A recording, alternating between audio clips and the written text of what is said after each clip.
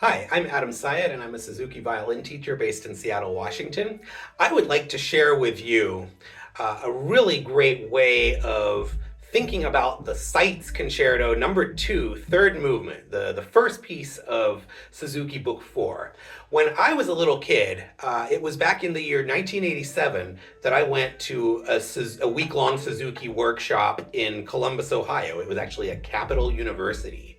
And we had this masterclass teacher who did a huge group session with us at the book 4 level. And he talked about Cinderella, the story of Cinderella, perfectly matching the contour of the sections of the sites. So we probably all know the story of Cinderella. So she was a very pretty young maiden girl who lived as a servant. She was not living the good life. She was wearing rags and she had no money and no beautiful clothes, and she was doing chores all day long. But despite that, she was still a very happy, very charming young girl.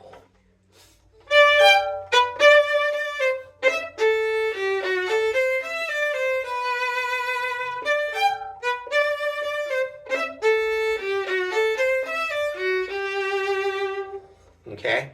When she did have a few minutes by herself, not doing chores, she would sometimes go out into the garden and talk to the flowers. Okay, and that's where the piano has the tune, and here is Cinderella hopping, skipping, and jumping, right? And then we have the conclusion of the main theme, which ends with.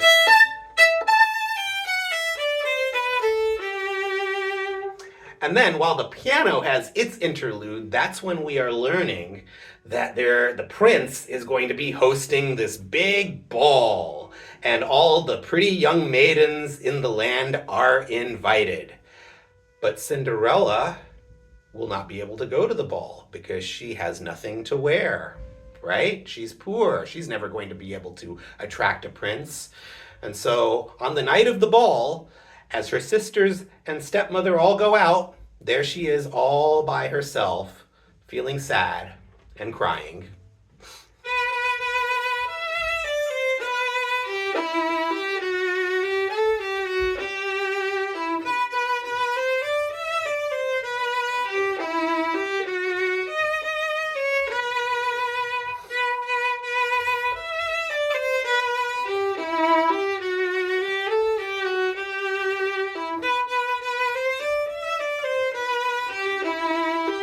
Now the music starts getting a little bit more hopeful. Kind of sounds like we've gone from the minor key to the major key at this point. That's because the fairy godmother has appeared, and Cinderella has told her of her plight. And the fairy godmother says, I will cast my magic spell, and you will have your gown and your glass slippers, and you will be so beautiful, and you can go to the ball. But the magic ends at midnight. So she goes to the ball and she captures the eye of the prince, who falls in love with her, and they start dancing.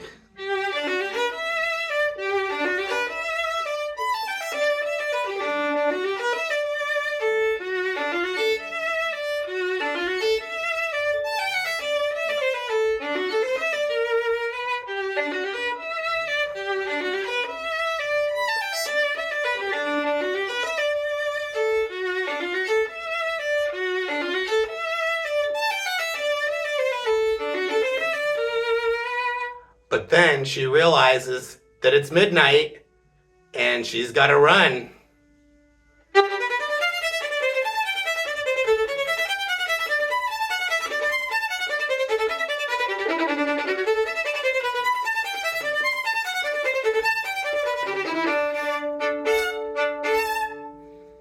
She ran down the stairs and one of her glass slippers fell off. And the prince finds it, and they track her down, and they get married, and they live happily ever after.